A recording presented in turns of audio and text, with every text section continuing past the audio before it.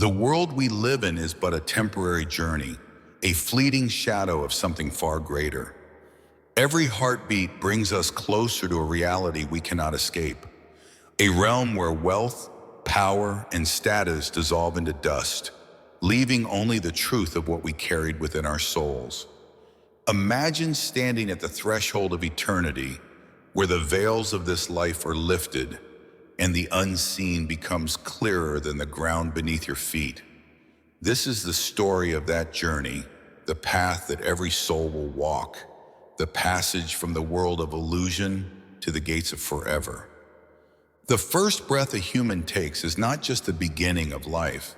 It is the start of a journey already written long before.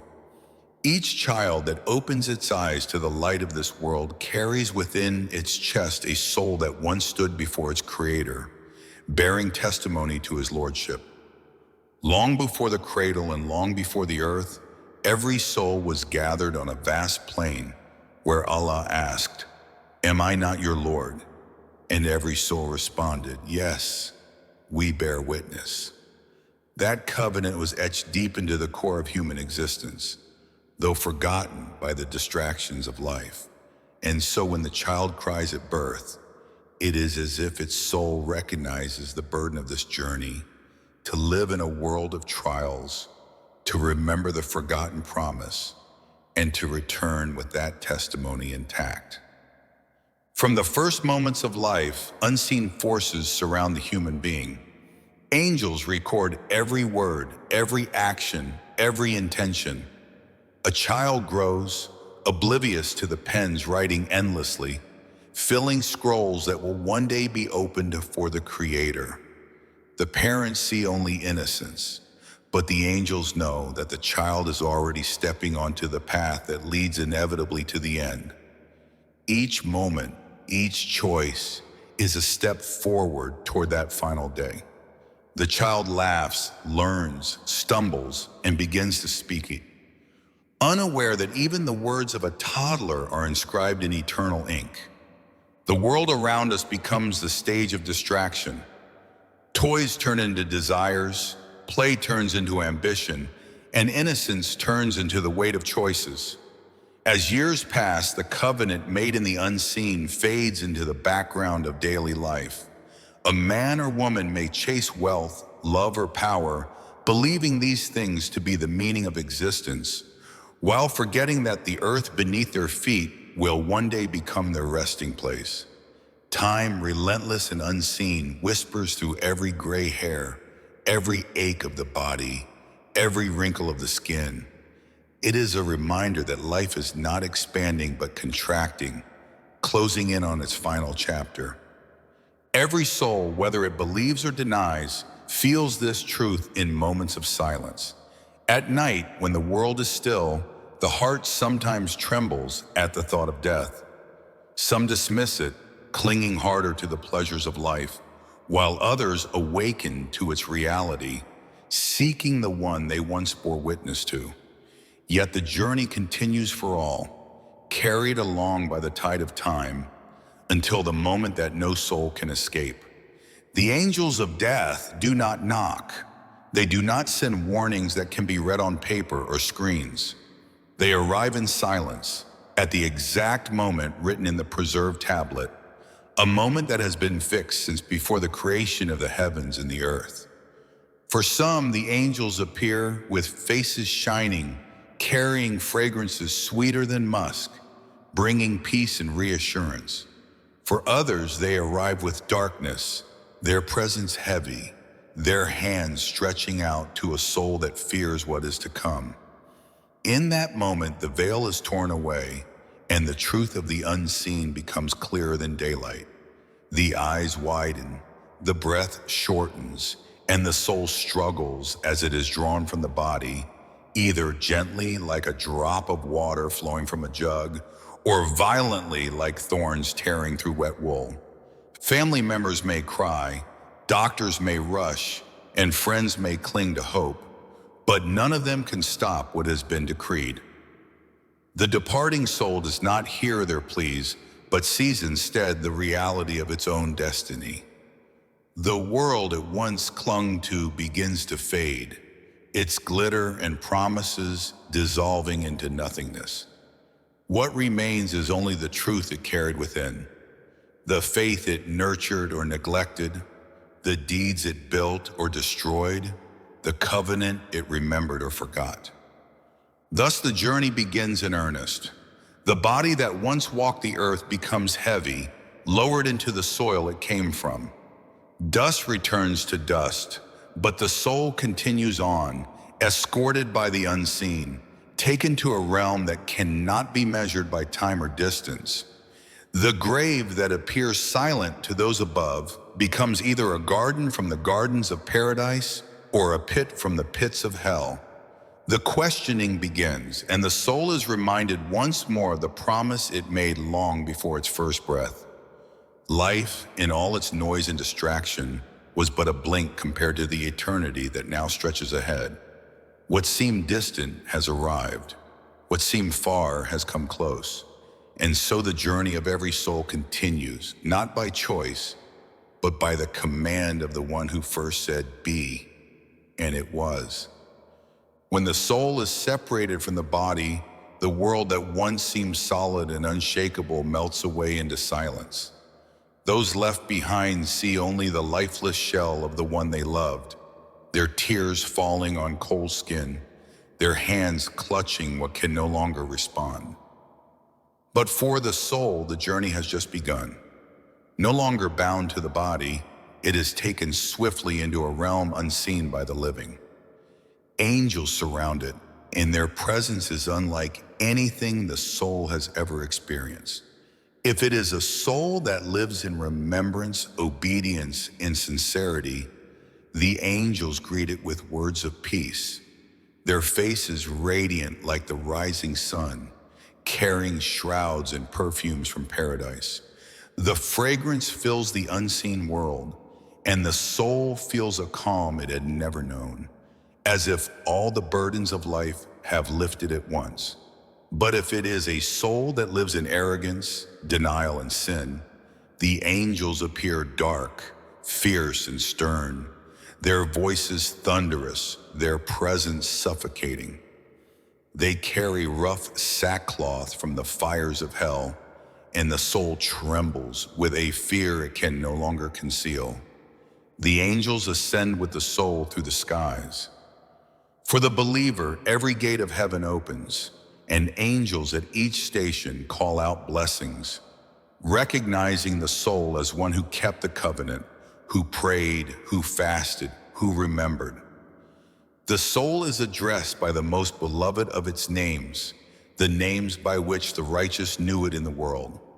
The journey upwards is filled with honor until it reaches the highest heaven, where its record is written in Ilion, the register of the righteous.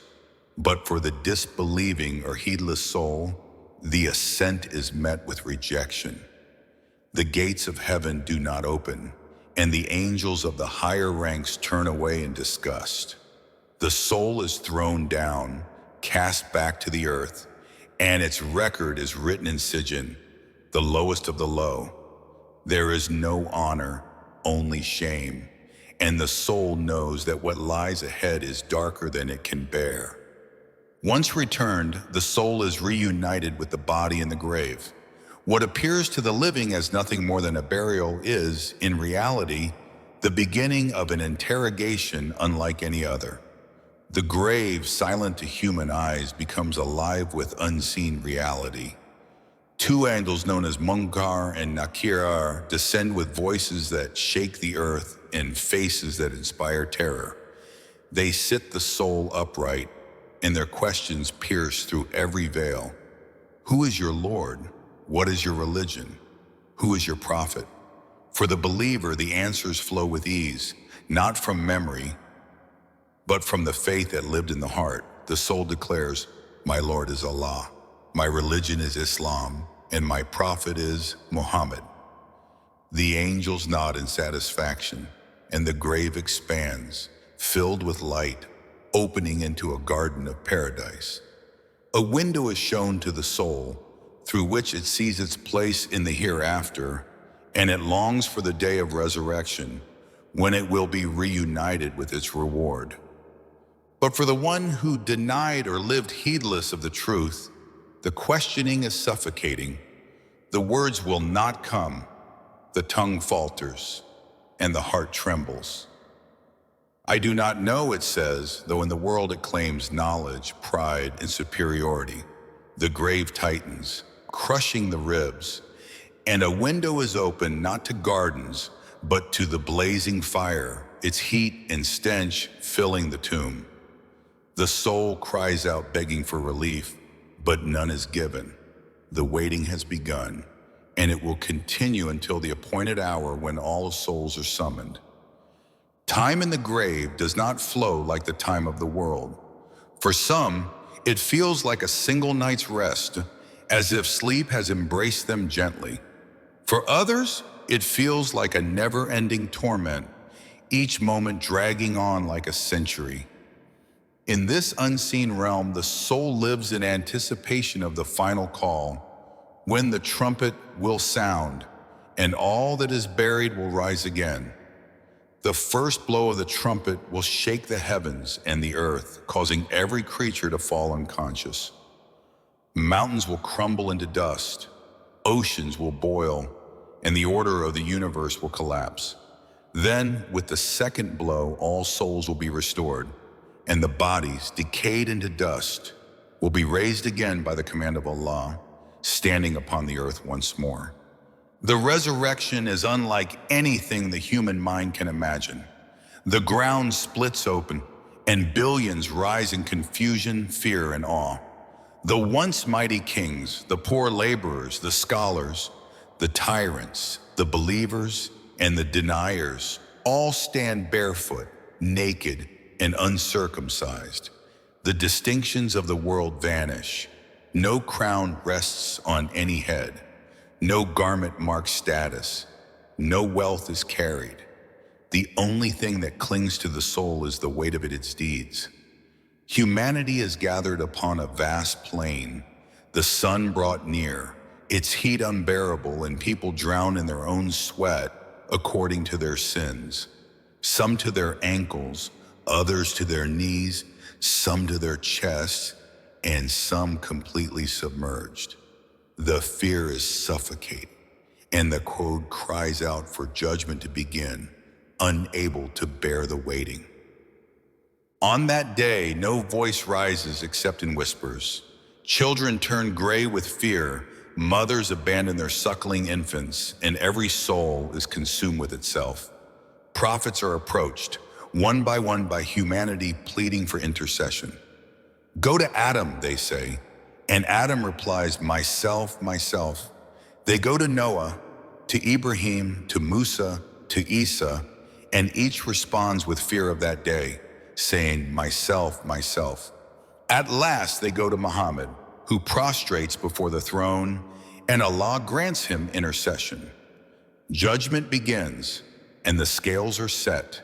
The records of deeds are brought forth, some handed in the right hand, glowing with joy, while others are placed in the left or behind the back, filling their holders with despair. The earth itself testifies, the limbs of the body speak, the angels bear witness, and nothing is left hidden. Even the smallest deed, a word whispered in secret or a glance unnoticed by others, is revealed in perfect detail. The weight of mercy and justice fills the plain, and each soul comes face to face with the reality it built for itself in the fleeting moments of worldly life. The bridge of Sitrat stretches before the gathering, sharper than a sword and thinner than a hair, suspended over the abyss of hell. Every soul must cross it. For some, the crossing is like a flash of lightning, swift and effortless, guided by their faith and deeds. For others, it is slow, trembling, with sparks of fire rising beneath their feet. Some crawl, some stumble, and some fall, dragged into the flames below. The crossing itself is a trial, and only those who lived in sincerity reach the other side. Beyond the bridge lies paradise, vast and eternal, with rivers flowing beneath gardens, fruits within reach, and joy that never fades. But beyond also lies hell, blazing with fire, its punishments unrelenting, its gates locked upon those who denied the truth. Every soul knows then that what it faces is forever, and that the time of trial has ended. The journey that began with a breath and a forgotten covenant ends with eternal truth, where no illusion remains, and where every soul abides in the place it has earned. The silence of the grave does not mean the end of sound. Beneath the soil, where the body is laid and the earth folds around it, another reality begins, one hidden from the living, but clearer than daylight to the soul within. The grave, often imagined as nothing more than a hollow in the dirt, is in truth a realm of encounter, a place where questions pierce sharper than any blade, and where the destiny of the soul takes its first visible shape. As the final handful of soil is thrown, and the mourners walk away, the soul that once belonged to the body finds itself in a new state, between the world it left behind and the eternity it is heading toward. This is the life of Obarzak, the barrier, the unseen domain where the waiting begins. In that place of solitude, the questions come. The angels Munkar and Nakir approach with voices that rumble like thunder, and their appearance shakes even the bravest of hearts. Their presence is neither illusion nor dream, but as real as the beating of one's heart once was in the world. They ask with words that cut through all lies. Who is your Lord? What is your religion? Who is your prophet? The soul, stripped of all excuses, cannot reach for wealth, nor status, nor family to answer on its behalf. Only the truth that lived within it speaks. The believer, whose heart remembered the covenant, answers with certainty, "My Lord is Allah, my religion is Islam, my prophet is Muhammad." With each reply, the grave expands, light flows in, and a window opens toward the gardens of paradise, allowing fragrances to soothe the soul. The believer feels rest, though the soil surrounds him, as if the grave itself becomes a soft bed beneath the shade of mercy. But for the soul that lived in denial, the questions turn into torment. Its tongue falters, its heart trembles, and excuses choke its throat. "I do not know," it says, or it speaks words that betray the lies it lived upon. In that moment, the grave tightens, crushing from all sides, and a window opens toward the fire, sending heat and smoke that fill the chamber of waiting. The soil feels heavier than mountains, and the loneliness is pierced by fear. This is not yet the final punishment, but a glimpse, a taste of what awaits. The life of Al-Barzakh continues, stretching beyond human measure of time. Days and nights pass in the world above, but the soul no longer counts them. Some remain in comfort, visited by the fragrance of paradise and greeted by visions of their place in the hereafter. Others remain in dread, with every moment weighed down by the horror of what is to come. The grave itself becomes alive with reward or punishment, as if echoing the choices made in the world once lived. And though no one above can hear it, the grave either welcomes or curses the one it holds. Above the ground, life carries on. Families mourn, but eventually laughter returns to their homes. Children grow, seasons change, nations rise and fall. Yet for the soul, the waiting does not change. The records are sealed, the test is over, and only the final trumpet awaits to announce the day when all will be gathered. Until then, the souls remain in their stations, some resting in peace, some restless in fear, all awaiting the moment of awakening. Then comes the day no one can escape, the day of resurrection. The trumpet will be blown by Israfil, and the sound will shake the heavens and the earth. The dead, who thought their graves eternal will be shaken awake. Bones will rattle, dust will reform into flesh, and every soul will be reunited with its body. What seemed impossible becomes reality as the Lord who created once brings forth again. The earth will split and billions will rise, from the first human to the last, standing together on one endless plain. The scene will be unlike anything the human mind can imagine. The sun will draw near, its heat unbearable, and people will sweat according to the weight of their deeds, some up to their ankles, others to their knees, some to their chests, and some drowning in their own sweat. The ground will hold no shade, no refuge, except for those whom Allah grants His mercy. On that vast field, the prophets will be called, the martyrs honored, and the arrogant humbled. Kings and beggars will stand side by side, stripped of all titles, equal in their nakedness, equal in their need. The people, desperate for judgment to begin, will rush to the prophets, begging them to intercede. They will go to Adam, to Noah, to Ibrahim, to Musa, to Isa, each of whom will decline, pointing them forward until at last they come to Muhammad, the seal of the prophets. He will fall in prostration before his Lord, and it will be said to him, "Raise your head, ask, and you will be granted. Intercede, and your intercession will be accepted." By his intercession, the judgment begins, and the records are brought forth. The books of deeds will be placed, and every person will be told, "Read your record." No one will deny it, for every page is filled with their own words, their own actions, their own intentions. Some will receive their book in the right hand, faces glowing with joy, calling out, "Here, read my record. I knew I would meet my account." Others will receive it in their left hand, behind their back, their faces darkened with despair, wishing they had never been given their record, wishing they could return to dust. The scales will be set, perfectly balanced, measuring deeds with absolute justice. A single good deed may tip the balance for one person, while a single sin may drag down another. The mercy of Allah will encompass those He wills, but no injustice will be done to anyone. The testimonies of the limbs will be brought forth. Tongues that lied will confess, hands that stole will speak, feet that walked to sin will bear witness. Even the earth itself will testify, recounting every step, every action that took place upon it. Amidst the terror, some will be shaded by Allah's throne, protected while others suffer under the sun.